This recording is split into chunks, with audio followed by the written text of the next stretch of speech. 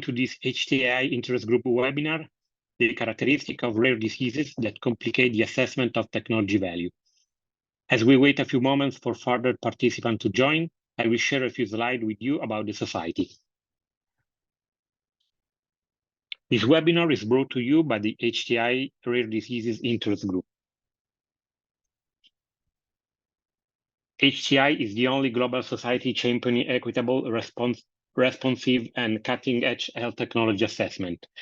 HTAi membership holds many benefits, including HTAi's premier events and a specialized interest group, free online access to the International Journal of Technology Assessment in Healthcare, HTAi resources and news, including newsletter, bulletins, and international developments in HTAi, full access to the HTAi educational offer database, an international network of HTAi experts, innovators, and influencers. For more information on membership benefits, visit our membership page on our website. HTAi interest groups are open to all members of HTAi. They act as a forum for HTAi members to network, exchange information, and collaborate on projects of mutual interest throughout the year. Visit the HTAi website for more information on our interest group. The next HTAi 2024 annual meeting will take place in Seville, Spain, from June 15 to 19. For more information, please visit the event website www.htai2024.org.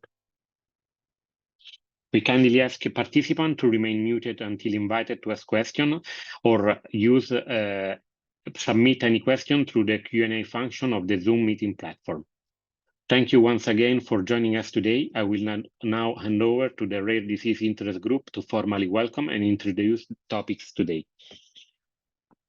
Thank you very much. My name is Karen Facey, and I'm chair of the HTAi Rare Disease Interest Group. And if we go on to the next slide, I can tell you a bit about this interest group, which was newly formed in October last year. We are looking at developing HTAi to understand the characteristics that are very specific to rare diseases. And when we talk about HTAi, we're not just thinking about the evaluation of medicines, we're thinking about any form of health technology that might be relevant for those living with rare diseases. So that could be screening programs, diagnosis, medicines, medical devices, rehabilitation, organization of care, social care. All of these aspects are really important for people living with a rare disease and their families. So our work could cover any of those aspects. We have three main things we're seeking to do. That is, we're trying to share good practices in evidence generation for rare disease health technologies. We're looking to promote fair assessment processes that take account of the feasibility of evidence generation in rare diseases, which are not just small populations, as we'll hear later in this webinar, but have many characteristics which make them challenging for HTAi. And we're then looking at the appraisal process, the deliberative process that happens after critical assessment of evidence, whereby value judgments, moral and ethical issues might need to be taken account of when determining value. And you can find out more about our work at our specific website page here. And if we go on to the next slide, as I indicated, we were established in October 2023, and I'm delighted that a number of HTAi members came forward to join me on a steering committee. It's my pleasure to co-chair this work with Sheila Upadia in the UK and Alicia Granados in Spain. And you'll see here a group of 6 members of our steering committee that come from a range of disciplines, from HTA bodies, from industry, from consultancy, with interests in patient-relevant issues, in economic modelling, and in evidence generation. And we are ably supported by our wonderful technical officer, Leah Wiedmann, who's based doing a PhD in London. If we go on to our next slide, we have hit the ground running, as it were, and we have 5 project groups up and running. The first one is knowledge mobilization, because we know that internationally there's a lot of work underway that is discussing evidence generation in rare diseases, but often perhaps that isn't discussed in the HTAi community. So we're trying to look out for other advancements that we can bring into HTAi. We're looking at the characterization of issues that make rare diseases difficult for HTAi. We're considering new paradigms for evidence generation for rare disease technologies, both in terms of evidence assessment and fair appraisal. We're looking at the particular challenges of economic modeling in HTAi of rare disease technologies, and we're looking at the specific issues that might affect patient involvement in this setting. If we move on to the next slide, today we're focusing on that Project 2 work, which is characterizing rare disease treatment issues. And we are doing this in a webinar setting, so it's open to the public, and it's great to see you all here. We will be working under compliance with international competition law, so we won't be talking about prices or anything like that. We do encourage your questions, so please use the Q&A box, and this webinar is being recorded on YouTube. So without further ado, I'm going to hand over to my co-chair and one of the co-leads of Project 2. On the next slide, you'll see Sheila Upadhyay, who will introduce her panel for today's webinar. Thank you, Sheila. Thank you so much, Karen, and it's my extreme pleasure to be moderating this panel today and supporting Karen as co-chair in the Rare Disease Interest Group at HTAi. Most people are now familiar with the different challenges in rare diseases, such as the lack of natural history, those small populations, inadequate tools to measure outcomes. But how do these characteristics really impact the evidence generation activity and the interpretation activity that creates difficulties in establishing a value proposition that makes sense and also supports that 95% of patients with rare diseases still not having a treatment and having an unmet need? Today's webinar is going to focus on presenting these characteristics and how they can be further understood so that their impacts and suggested solutions to address those can be considered. I'm delighted to be joined by an esteemed panel today, and I'd like to spend a couple of minutes just introduce them. So we have Fleur Chandler, who is the Head of Market Access UK and Ireland at Sanofi UK. Dan Ollendorf, which some of you may already know, who is the Chief Scientific Officer and Director of HTAi Methods and Engagement at ISA, USA, and Elena Nicod, Director at Dolon UK, who undertakes a number of activities in the rare disease policy space. Next slide, please. This is just a slide. As Karen said, we're going to be open and transparent about our disclosures, so that's just a slide to share with you today. Next slide, please. So I'd like to introduce our first speaker, Fleur Chandler, who's going to present to you a few challenges around the characteristics of rare diseases and why they present challenges. Fleur. Thank you, Sheila, and I'm delighted to be speaking to everybody today because this is such an important issue. I don't know if you saw on the disclosures because they went past quite quickly, but I'm coming with an industry perspective in my role as Head of Market Access at Sanofi UK. I have the head of a health economist, but I have the heart of a rare disease mother. So I have a child with Duchenne muscular dystrophy, and I have had that in my life for the last 15 years. So what I try to do is bring a perspective from both of those angles, which should help with how we're discussing things today. I think from the industry perspective, and from the regulator's perspective, good HTAi is all about evidence. So it's around how that evidence has been collected, what's been collected, how it's been presented, how it's extrapolated, and how it's interpreted. And that's the real key cornerstone of your HTAi. But from a rare disease perspective, we all know that there are challenges in terms of small populations, makes it hard to look at subgroups. It makes it hard to understand the natural history of diseases. We will struggle with markers. All of those things are made difficult by the fact that the disease itself is rare. but there are fundamental characteristics of rare diseases which bring added challenges as well. 75% of rare diseases are pediatric in origin. That's a staggering amount. And there are real challenges in pediatric evidence generation, not only in terms of things like functional measures, where you've got a huge range of responses from a child, and I know this from experience, having been in a clinical trial with my son, that actually the answers that you might get to some of the sort of standard questions that an adult would be fine to answer are going to be really difficult in a child, unless it's actually a physical biological marker. So some of the evidence that you're going to see from the clinical trials that go into your HTAi is going to be quite varied and needs to be interpreted with caution from the angle of the assessors. The other real challenge in the paediatric space is around quality of life measures. The quality of life measures that are available for children are probably not really fit for purpose and aren't really answering the questions that we really need to know.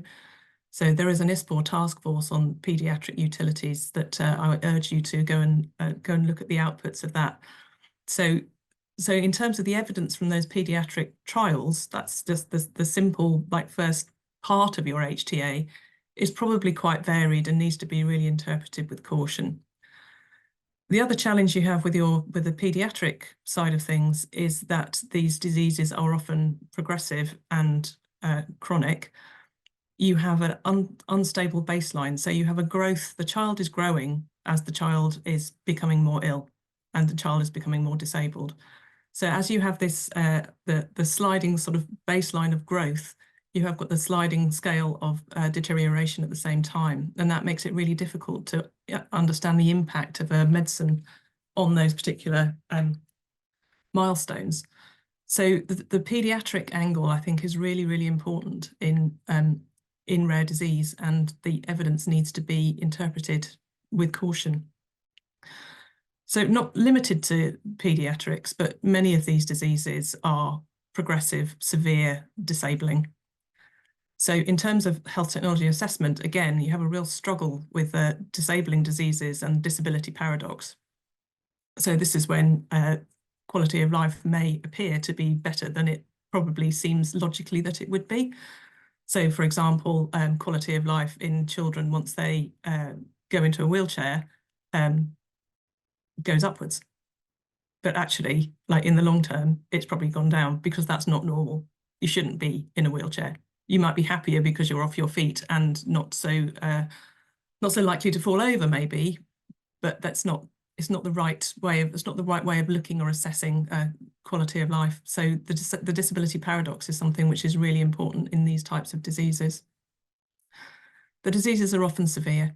There's limited clinical and quality of life evidence. The progression markers are unmapped or unidentified, and how to actually measure the severity of the disease is possibly very, very hard to do.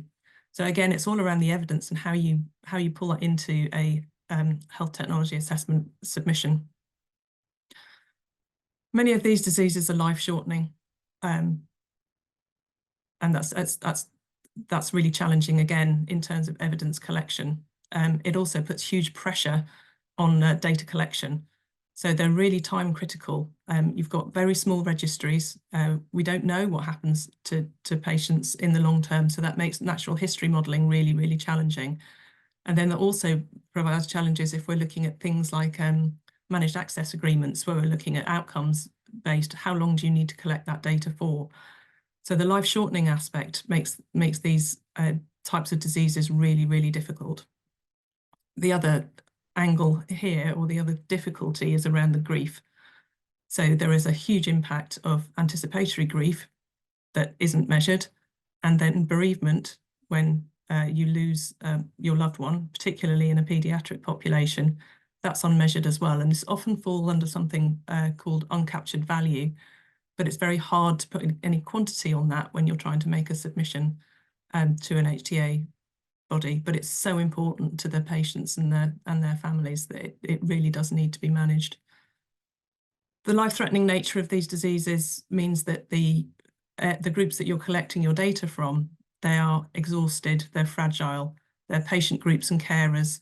They may have been through clinical trials, they may have been through some all sorts of angst in terms of whether they should even go in the clinical trial. There's real issues around this group of patients, and they really need to be treated with respect. The progressive nature of the diseases is also something which is quite common in these rare diseases. And again, you have the challenge of growth. So a child is growing as the disease is progressing, and that makes it very difficult to understand what impact a medicine is making and presenting that in an HTAi format. And the other real challenge here sort of links back to the time critical nature of these diseases. So as they are progressing, the inclusion criteria can change.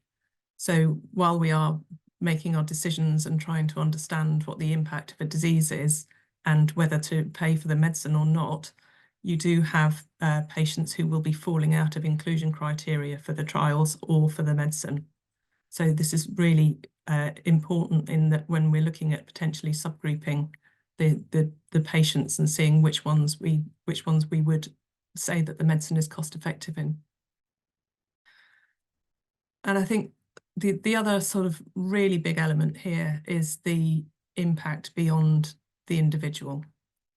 And this is probably particularly pertinent in the pediatric space, but also with the nature of these diseases being disabling, progressive, and life-limiting, the impact on the broader family, carers, and society. So the impact of having a treatment for one of these diseases could be incredible in terms of the health-related quality of life of the family and the carers. But in the meantime, while that hasn't happened, you've got a huge financial burden on patients and family and carers and society. So particularly in these disabling progressive diseases, quite often a parent in the pediatric space would have to give up work to enable care for their child. That means that it has a huge impact on their financial situation. And I think particularly in the pediatric space, those parents don't ever get back onto the corporate ladder. So it's not even that you can get back on again at some point. You've already lost all of your sort of pension contributions and your contribution as a society, a person in society. It's a really challenging element to be able to comprehend, and the impact of that needs to be calculated somehow and brought into these discussions. So I think what we could talk about from an HTAi perspective is how that then, so I know that most HTAi bodies don't look at the social side of things or productivity losses, but the impact that has on a carer's quality of life, whether it's a partner, a parent, or somebody looking after their elderly relative in a rare disease, it really does need to be captured and brought to the fore. So these are the sorts of elements that make rare diseases particularly challenging, and I think that the struggle is that they are then compounded by the fact that they're rare. So that's when the challenge of the small evidence base comes into the discussion, because all of these things need to be calculated and assessed and presented in a way that an HTAi body can handle under their processes. But we're really hamstrung by the limited evidence that we would have in these small patient groups. And again, these patient groups are exhausted, fragile, and we need to take care of them. So those are my thoughts on the traits of rare diseases and the HTAi challenges. I think it's really around, it's just not the fact that they're rare, it's the types of diseases that we're looking at and the challenges that they bring just do make HTAi that little bit more challenging. I think I'm going to hand on to Dan now to bring Thanks the so much. Perspective. Thank you so much, Fleur. And we're really happy that you've been able to explore and expose some of these difficult challenges that do translate into real difficulties for making that value seen and understood clearly for HTAi bodies. So now I'd like to introduce Dan Ollendorf to talk a little bit about some of those challenges and maybe even expose some of the possible solutions and things that could be considered from a HTAi context. Dan, thank you so much. Absolutely. Thank you, Sheila, and Karen, and the interest group, and HTAi for inviting me to be part of this really necessary discussion. And thank you, Fleur, for your excellent comments. I want to build on what Fleur spoke about in terms of the limitations of HTAi or the challenges for HTAi, particularly in pediatric rare disease. So in addition to many of the elements that Fleur spoke about, we also have issues with the fact that despite the rarity of these conditions and the genetic nature of many of these conditions, the course of the condition can be very heterogeneous. But when HTAi receives a very small evidence base, let's say a single arm or uncontrolled study with 10 or 15 patients, that heterogeneity is completely lost in the evidence, and there's really no way to try to get around that with the data presented to HTAi. Another key challenge for HTAi, again, in addition to those significant elements that Fleur spoke about, is that for many very rare conditions, there's been so much limitation on the effort to support patients and their families with those conditions that many of the outcomes of interest are really still in development. They haven't actually been fully fleshed out, standardized, and validated. And so there's a bit of a guessing game going on at the HTAi level in terms of the outcomes that are measured, how they would translate into outcomes in the real world, outcomes that health systems would be tracking. And so those are two additional limitations. But I want to start also by acknowledging that these are very real issues, as Fleur spoke eloquently about, for very real patients and their families and their caregivers, and in fact, in their communities. There are community level effects of dealing with these conditions that spill over far beyond the family. Very difficult to measure, but they really do need to be acknowledged. And so I have to say that if I characterize the whole sort of wholesale approach to rare disease across HTAi systems and jurisdictions, it's been quite variable. So if I can just give a few examples, there are approaches that HTAi bodies take to acknowledge the specific challenges and the special issues with rare disease, but those approaches do vary relatively significantly by jurisdiction. One example in France is that the HTAi body HAAS there will allow a bit more of a liberal interpretation of the evidence submitted in terms of the impact. So for example, allowing higher p-value thresholds or statistical significance thresholds to consider an effect to be important or meaningful. In other jurisdictions, and I'm thinking of some provincial or regional HTAi efforts in Canada, there's an acknowledgement that it's so difficult to try to understand the potential cost effectiveness when the evidence base is so limited that there's no attempt to do so. The effort is to try to understand the clinical impact of the treatment, to project out how that treatment may affect the individual over the course of the disease, and to understand the budgetary impact alone and not think about the cost effectiveness. That's often been coupled with what are known as stopping rules. So tracking rules to try to understand whether the treatment, if it's a chronic treatment, is having the intended impact, and allowing for stoppage of that treatment that does not appear that there's efficacy in that individual patient. So that's essentially a nod to the challenges with collecting evidence in rare disease with an attempt to try to manage the financial risk to the payer. So there are a number of efforts on that front. Then you actually do have some situations where you've got an explicit program that's intended to focus on rare conditions. So the National Institute for Health and Care Excellence in the UK has its highly specialized technologies program, which is focused on adjusting its efforts for situations of very rare disease. And so there you will have a relaxation of the typical cost effectiveness thresholds that is used to determine if the investment is an appropriate one for the health system in the UK.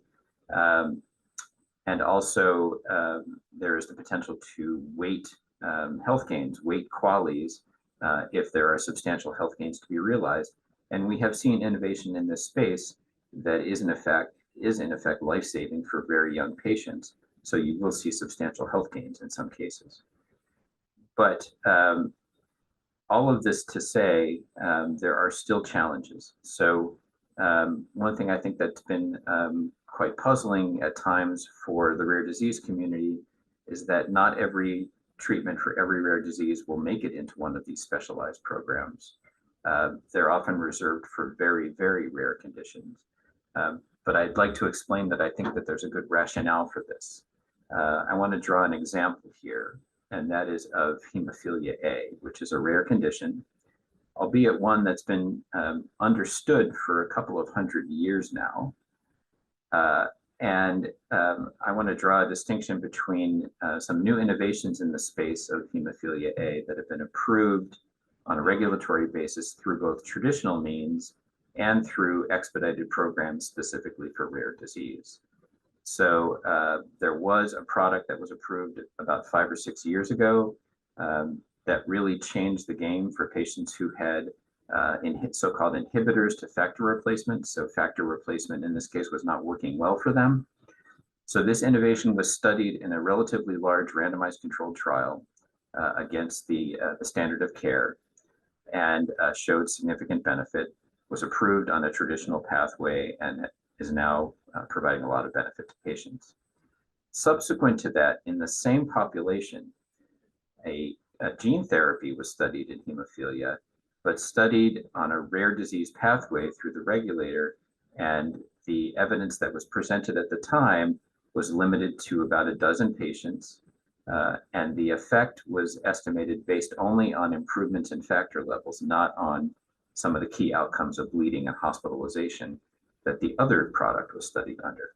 So in situations like this, where you have a rare condition, but one where outcomes are well understood, relatively standardized, it's possible to enroll patients in a randomized controlled trial and to study those effects in those patients, there's no reason not to use that as the default process. But in other situations where you have very rare conditions that may affect only a couple of hundred people worldwide, you will not have that luxury. You'll have very small sample sizes. You will have outcomes that are not well described. And that's really where I think these specialized HTAi programs can have a benefit. The reason is that whenever an HTAi makes a decision to make some special consideration, whether it's for rare disease or some other population, there's a tension because HTAs are charged with approving innovations and deciding that innovations are wise investments or good value for money when they improve overall population health. When a special consideration is made, that's potentially reducing overall population health. And so that tension is one that has to be managed. To try to address some of the issues that Fleur described, there are some approaches that are being tested out now that I think will have some benefit. So one is because it's very difficult to estimate and to collect information on caregiver burden and quality of life, there's a so-called non-zero approach that we're testing out at ICER that will try to understand the potential effects on caregiver productivity and quality of life, even when no specific data has been collected. And so we're testing that out on reviews moving forward as we speak. I want to close by saying that HTAs do acknowledge that these pressures are real, that the challenges are real for patients. These products that are approved on rare disease pathways through the FDA pose a number of challenges to HTAs through the FDA and other regulators, pose a number of challenges to HTAs on their face, however. And so one of those is that regulatory evidence standards are very different from those of a typical HTA body. And at times, the surrogacy of the endpoints that are accepted by the FDA make it very challenging, as I mentioned before, to estimate cost effectiveness. And so you have potentially a very optimistic estimate of cost effectiveness and health gain in a particular situation, coupled with a huge amount of uncertainty about whether that effect will really hold. So post-HTA decision approaches like managed entry agreements and outcomes-based contracts become very important to manage and really require cooperation among patient groups, among payers and health systems, and others to really make it work. The other challenge that's coming through to HTA bodies is that we have to acknowledge that the therapies for these conditions, oftentimes justifiably so, because very small patient populations, high risk in terms of clinical development, and high cost of clinical development per patient treated, result in very high prices. And that, coupled with the fact that it's very difficult for HTAs to determine whether that price is justified based on the evidence before it, is where we have the struggles we do. So why don't I stop there and turn it over to Elena? Thanks so much, Dan. Really insightful, as always.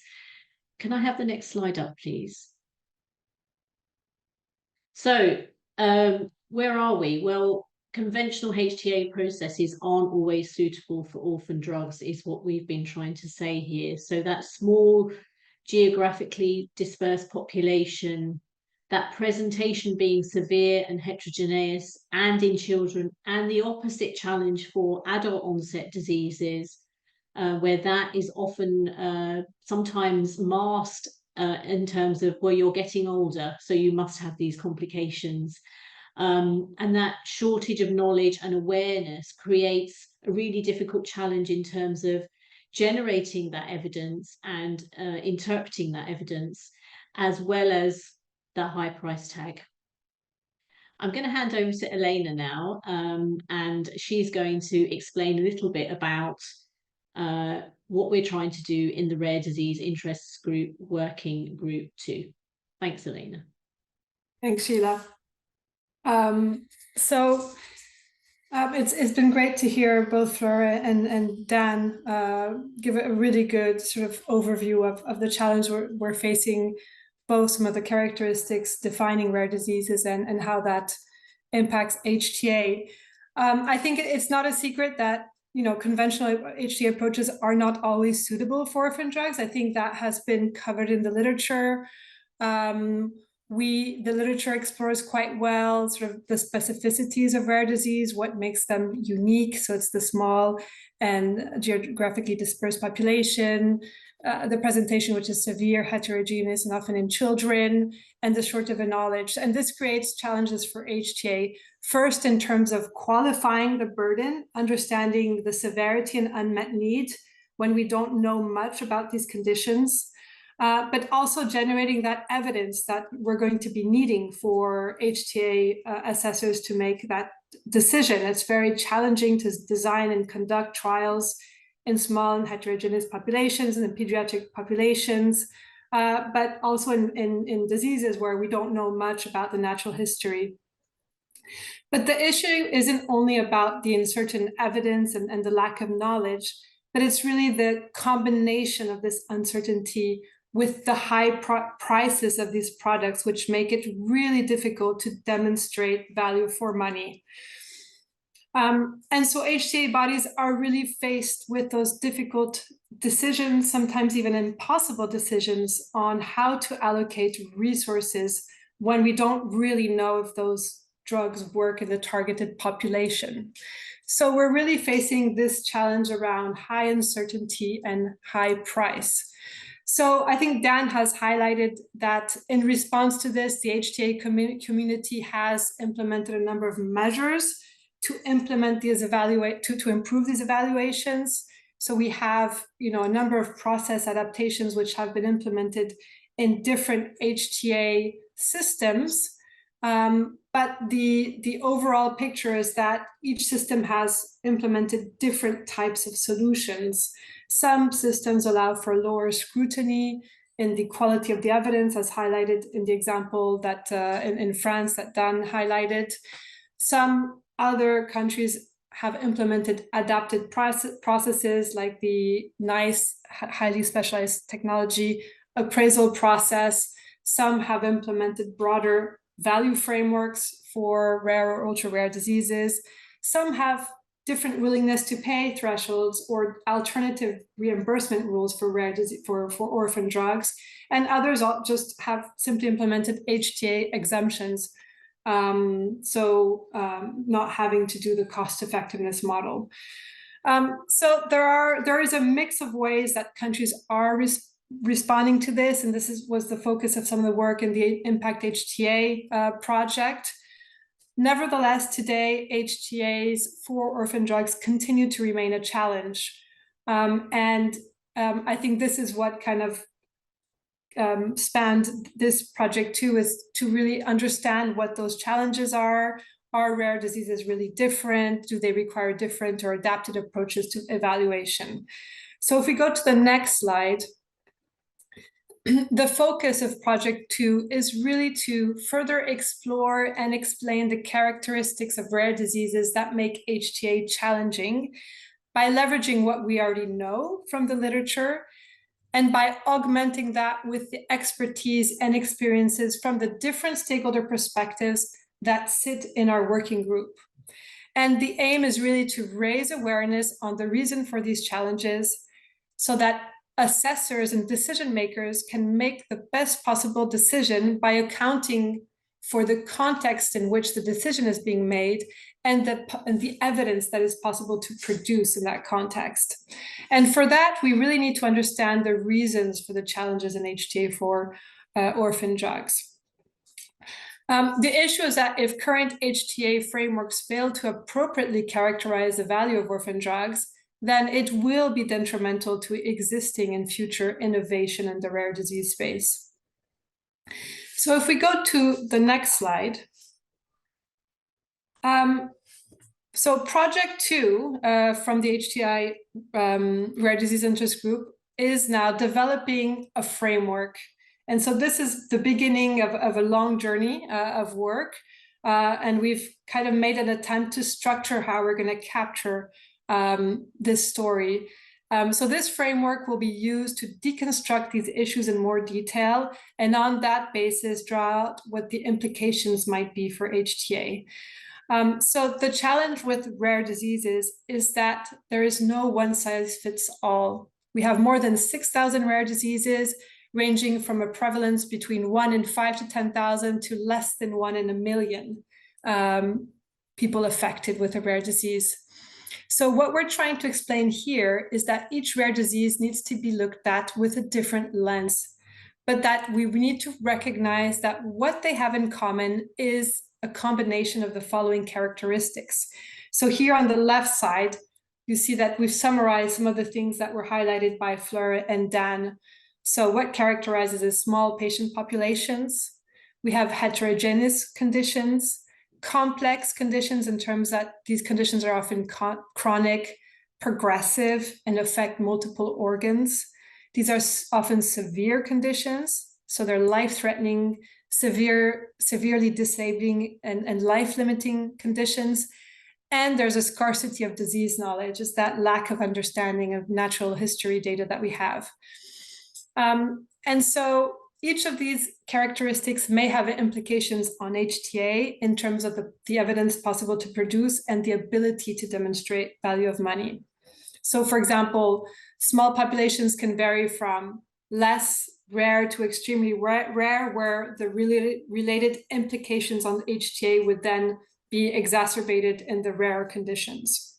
So we're really trying to highlight these two levels around these characteristics, understanding that they affect rare diseases in terms of that it's a combination of these characteristics that qualify rare diseases, and that each of these characteristics can be more or less depending on the disease, making each rare disease unique. So if we go to the next slide, additionally, across this spectrum of rare diseases, there are also populations which will have additional and distinct challenges. So the most obvious population previously discussed by Fleur and also by Dan are the pediatric populations living with a rare disease. We know that 75% of rare diseases affect children. So for these diseases, it will be really important to understand how the common challenges encountered in rare diseases may also be affected by the pediatric nature of these conditions. So for example, rare pediatric populations are even smaller and more heterogeneous populations because they're further segmented across a different age group, which result in even extremely smaller subgroups.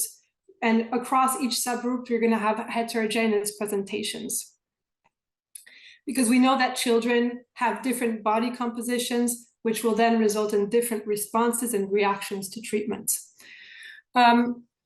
We also know that the burden of pediatric conditions is going to be very high on families and caregivers.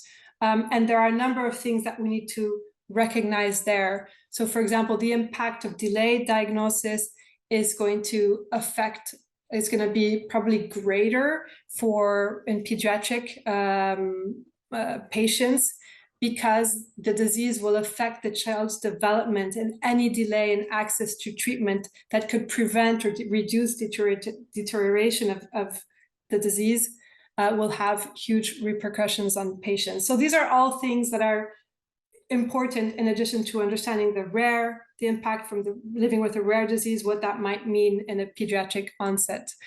We also highlighted here the adult populations living with the rare diseases, which is the other part of the population. And here I think there are two important considerations to account for.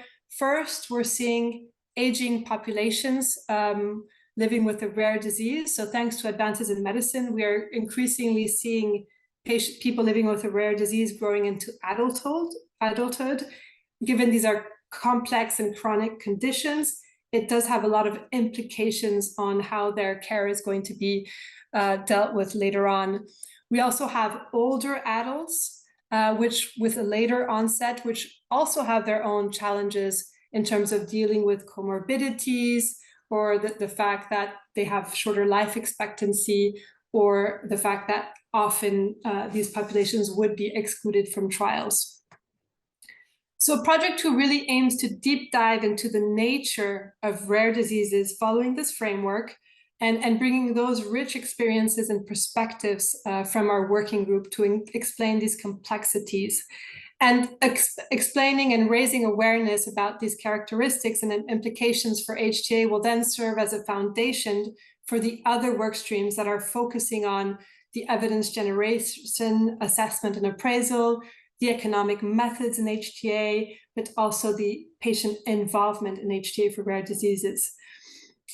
This will also be used in a second phase of our work on sort of prioritizing some of the solutions that would be needed to overcome current limitations via sort of multi-stakeholder expert consensus. So that's what we're trying to achieve in Project 2, and I look forward to feedback and discussion and being challenged as well. Thank you very much. Thanks, Elena. Can we take the slides down for a minute? We have got some brilliant questions from our attendees, and I'd like to maybe pose some of these to the panel. So the first one is talking about biomarkers. So biomarkers that document both disease progression and potential treatment effects increasingly provide a crucial boost to rare disease clinical trials. The US FDA has just recently held a workshop to support these developments, but HTAi has traditionally struggled with surrogate endpoints. How can the HTAi community foster a greater understanding and acceptance of biomarkers? Maybe Fleur, I start with you, and then Dan, I might ask you to add your thoughts. Yeah, thank you, Sheila. It's a really good question, because it is a real challenge. I mean, in your non-rare diseases, it's relatively straightforward. So if you're looking at progression in oncology, or whether you're looking at HbA1c in diabetes, there's lots and lots of evidence there to say like how these will link to longer term outcomes. In these rare diseases, it is really, really challenging. to do that, because all you can look at is what's happening in that very short space of time that you have the clinical trial. So I think any work that looks at long-term progression is going to be really helpful. One of the things that we could potentially think about more in rare diseases is pulling them together into categories. So rather than lumping them all together as rare diseases because they're rare, but actually, are they pediatric? Are they disabling? Are they impacting mobility? Are they impacting breathing? Are they impacting gastro? Are they impacting cognitive development? And trying to pull rare diseases together into those types of categories, and then you could potentially, you'd have more evidence then in terms of looking at these markers and what might happen in the longer term. Thanks, Fleur. Dan, any thoughts? Yeah, it is a great question, and I should say I'm actually part of a working group that was actually started by NICE, but other HTAi bodies are now involved.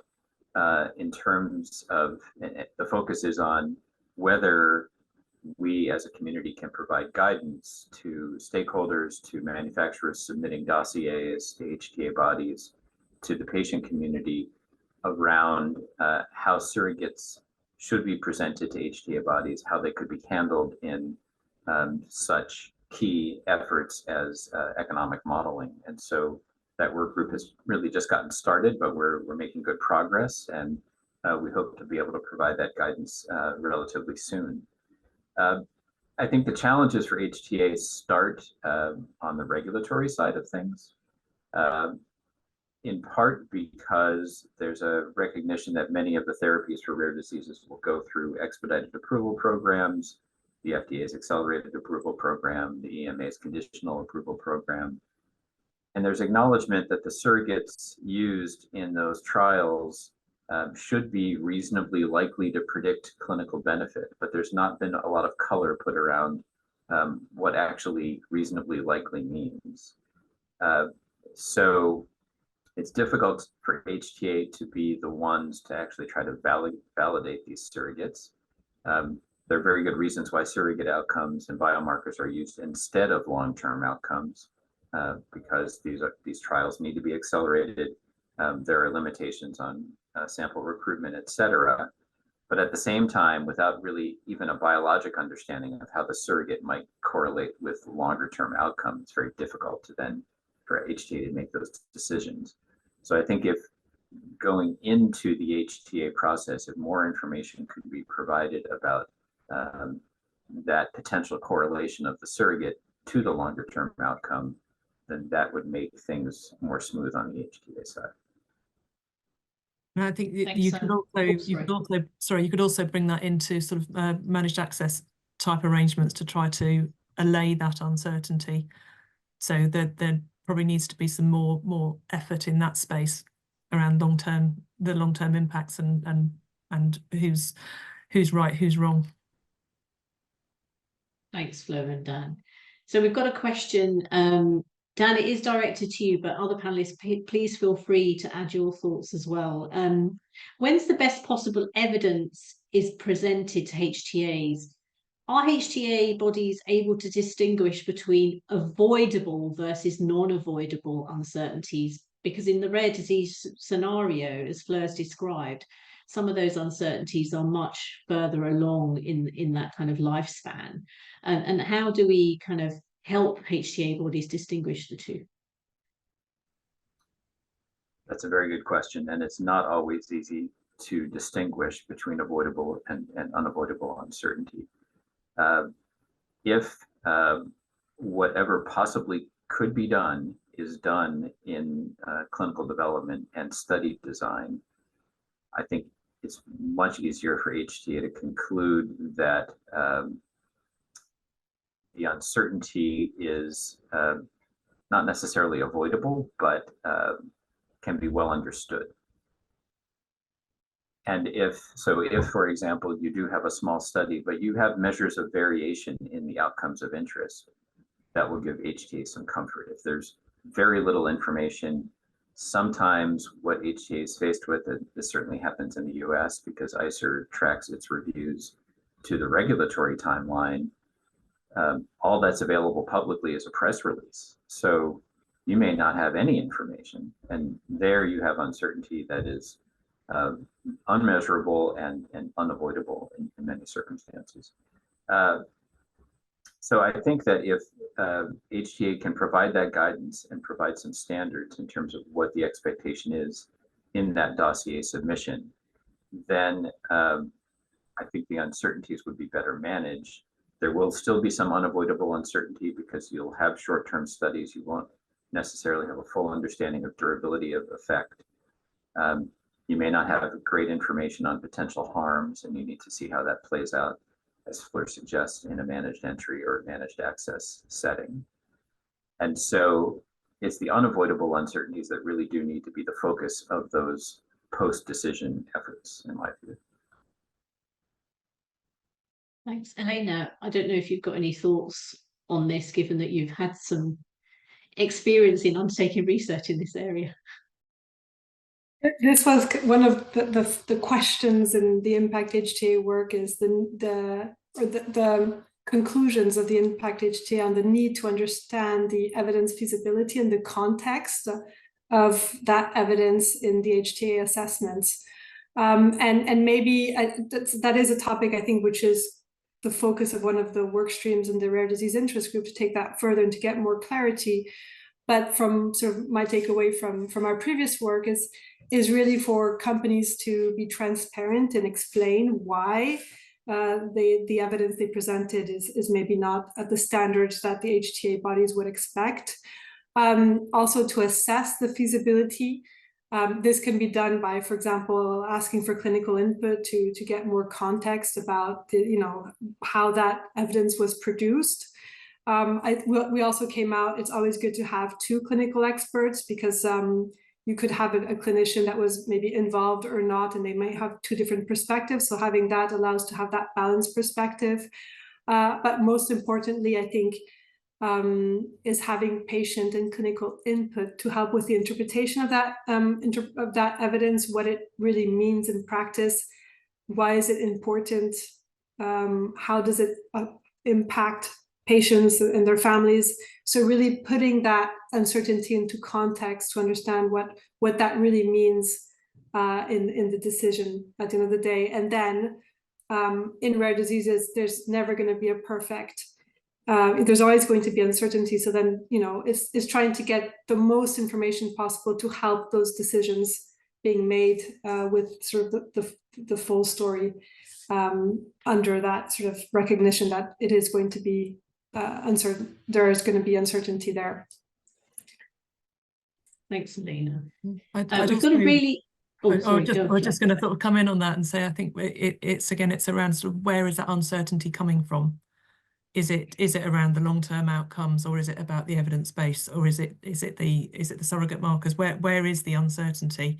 And I think until we can sort of try to drill down into where that uncertainty is causing problems, it's difficult to come up with an answer that's going to fix that. But some of it, I think, is around the interpretation of evidence. And as we spoke earlier about pediatric evidence, like there needs to be a sort of element of flexibility around the sort of fairly large confidence intervals that you're going to get from pediatric evidence that needs to be considered by the interpreting body.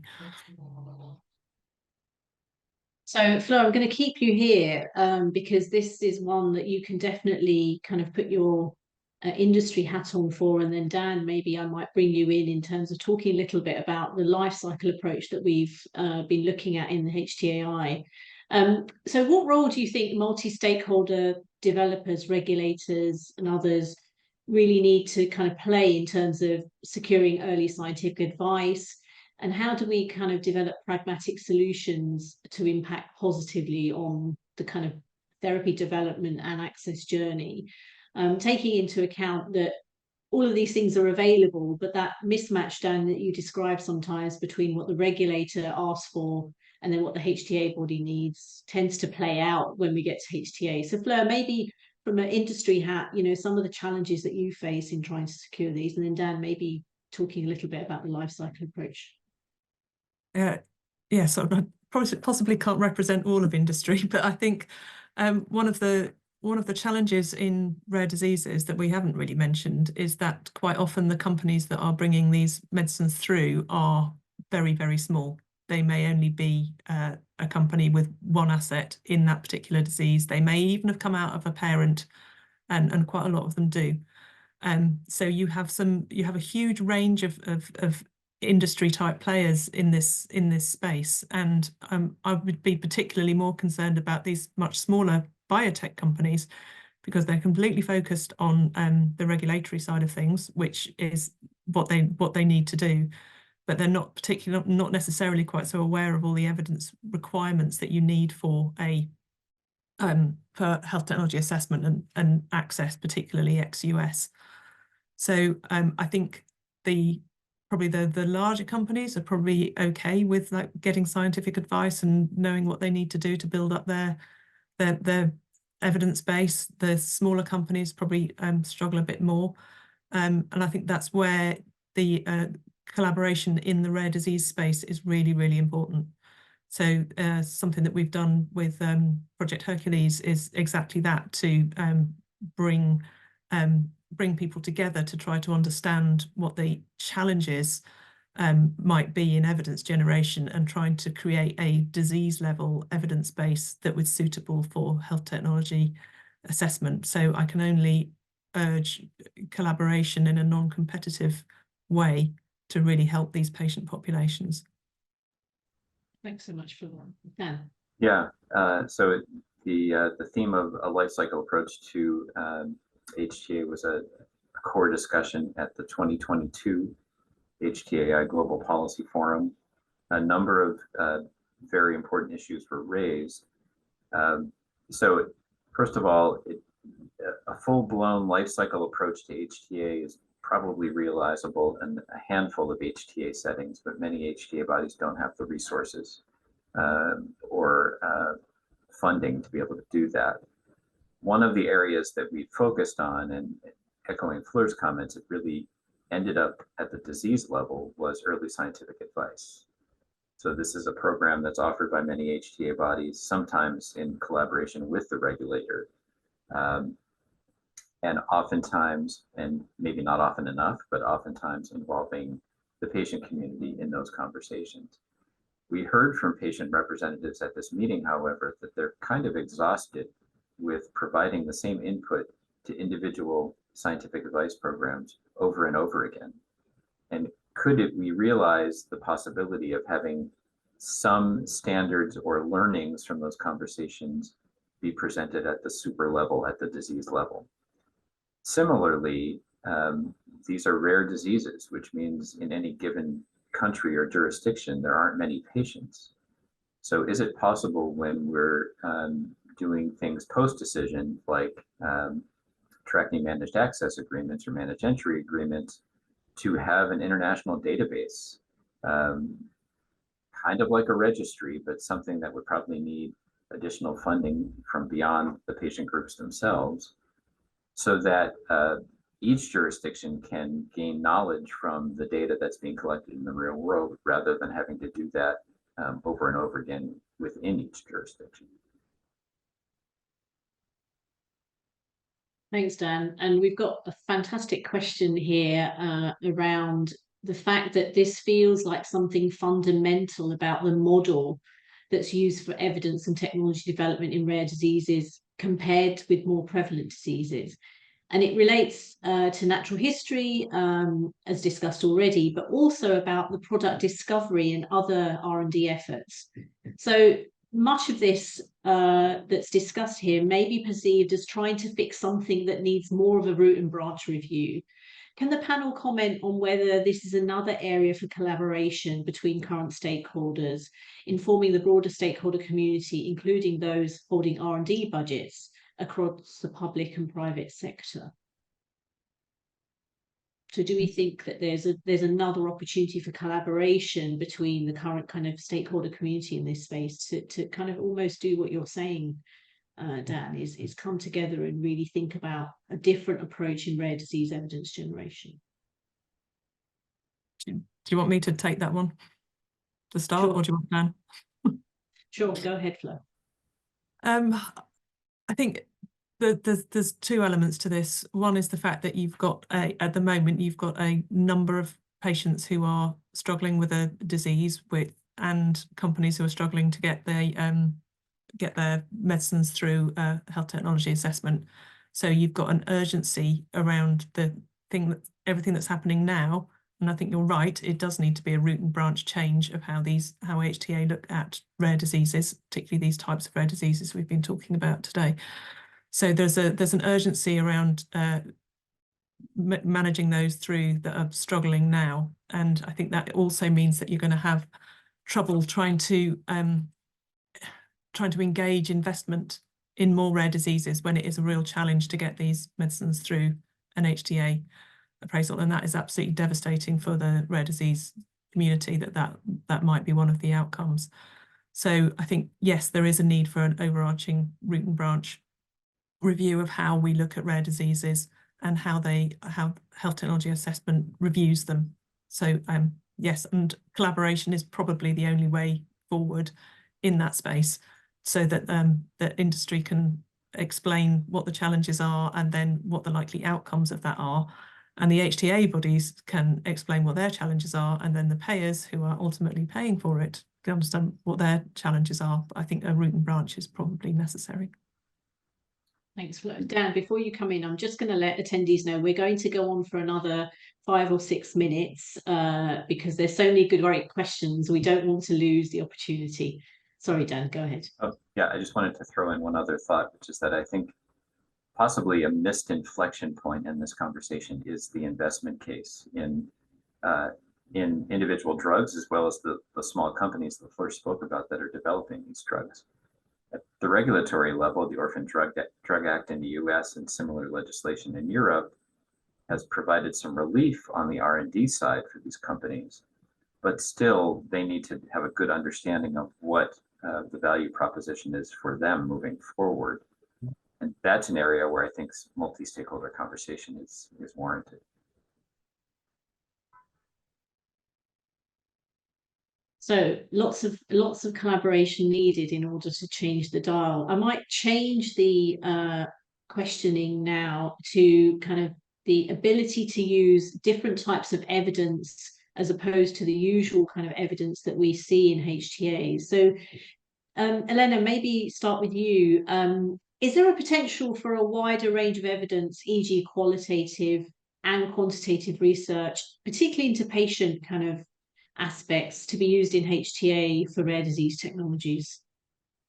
Absolutely. I think that is definitely an area which can help get a better understanding of the uncertainty that we're going to get with the clinical evidence. So I think that other qualitative evidence, use of real-world evidence, etc., will be really important to provide that additional insights. Now, the issue here is sort of what constitutes good quality evidence. How can assessors sort of assess that quality and account for it? And the same for real-world evidence. And at the moment, there has been guidelines by NICE for how to generate good real-world evidence, but there needs to be sort of more clarity across the board and probably also more consistency around what constitutes good quality real-world evidence, good qualitative evidence. I think Karen Facey has published a book on that, but I think there needs to be sort of recognition of the role of that evidence to encourage developers also to produce that evidence, and patient organizations as well to produce that evidence to provide that fuller picture. So definitely, yes, that there is some opportunities there. Fleur, Dan, any comments? As I say, bringing it back to the sort of characteristics that we're talking about, there are commonalities across rare diseases that could be really, really helpful here. So, for example, things like carer quality of life. So that's probably not specific to individual diseases. It is probably very similar across groups of diseases. So where you have a pediatric progressive life-limiting condition, the impact on the carer, for example, is probably quite similar, whether it's Batten, whether it's SMA, whether it's Duchenne, whether it's Niemann-Pick, all of those types of diseases probably have a fairly similar impact. So that's where there's power in the rare disease community to like bring those types of things together. So with those types of characteristics, we could provide a sort of broader evidence base that would probably be helpful in an HTAi space. That's just one example. There's probably multiple more. Dan. And I'd just add in that there is the possibility of thinking about evidence in very non-traditional terms. I did mention that this non-zero approach in my comments, and I can send along a link to the publication on that, which we can circulate afterwards. But we should also not forget the power of deliberation. So HTAi bodies do their work and then hand over a package to an independent deliberative committee, which should be allowed to consider additional elements. So at ICER, we have a couple of different deliberative categories that are focused on only when we're dealing with an ultra rare condition. So it's an exception in that regard. And then in other areas, in other HTAi jurisdictions, this is also a focus that often comes up during deliberation when there's the opportunity to hear from patients and caregivers and parents to really understand what is actually going on in the daily course of disease and what the intended hopes are for the treatment of interest. Thanks so much. So I have one final question and then a couple of slides just to finish off with. So managed access agreements are seen as a really helpful way of gaining more evidence whilst enabling access to medicines, particularly in the rare disease arena. They all sound great, but the person that's asking this question has received feedback that says that it's quite challenging to take part in these managed access agreements, and near the kind of end of that managed access agreement, it can get quite anxious for patients and families.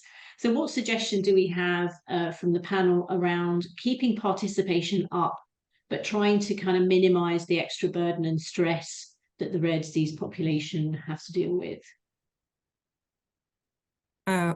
Well, okay, with my rare disease hat on, I think it's around making sure that the information that's required is not onerous in terms of how you're expecting to collect it. It needs to be something that's collected at routine visits. It needs to be something that's already routinely collected in at clinic, and that it doesn't put any extra burden on in terms of visits. I think because like particularly in these types of diseases, a clinic visit is a big thing. So you don't want to have to do any more of those, because it involves days off work, and it involves like transport, and involves all sorts of things which are really challenging. So I think practically speaking, keep it to a minimum in terms of what needs to be collected. I think the other angle that I think Heidi is driving at is around the fact that if you don't meet those endpoints, then there is the potential that when the medicine is re-reviewed, it won't be available anymore. So there is a huge amount of stress in that space. I think I can't speak for everybody, but I think like when most people go into these agreements, they are looking for treatment, and they're grateful that the treatment has been made available. So they will do practically anything to enable continuation on that treatment. So you have to be really respectful of that side of things. But it always needs to be clear that if those endpoints aren't met, that there is a risk that medicine may no longer be available. And that may not just be because of cost, it may be because of clinical or the fact that it doesn't work. So I think most people will go into it with their eyes open, but I think it's all about being transparent, and that the information being collected is necessary, it's limited, and what the outcome may or may not be just needs to be really, really clear. Thanks so much, Fleur. Dan, did you want to have a last word? I would just add in that I see that as a big communication gap right now. So those conversations are often between HTAi or payer and manufacturer, and there really needs to be clear understanding provided to patients and treating clinicians about the downside risks, both in terms of whether uncertainty is mitigated, but also the kinds of data that are being collected on both potential benefit and risk for the patient. Thank you so much. It has been a fantastic webinar. I'm just going to ask for the last slide to be put up. As you can see, we've got some really interesting topics to discuss and some solutions to deliver. Those of you that would like to join us and hear a bit more, we are presenting at the HTAi annual meeting this year, and we have a number of sessions. It's in Seville, a lovely sunny place, so please join us. So we've got a full-day workshop on characterising why rare disease create evidence generation, a half-day workshop on economic modelling, and a number of panels throughout the HTAi meeting. So please come and join us. We will be sending out regular bulletins and updates from the Rare Disease Interest Group going forward. So those of you who are members, you will be able to hear more. Those of you that are not members, please come and join us at HTAi and become members, and you can hear lots more about all of the things that we're trying to do, and maybe even help us find some of those solutions. Thank you once again to my fantastic panel, to Karen as chair of the Rare Disease Interest Group for presenting today, and I look forward to seeing you all at HTAi in Seville. Thank you very much, Sheila. Thank you, panelists, and thanks to all the attendees that stayed on for so long. Thank you.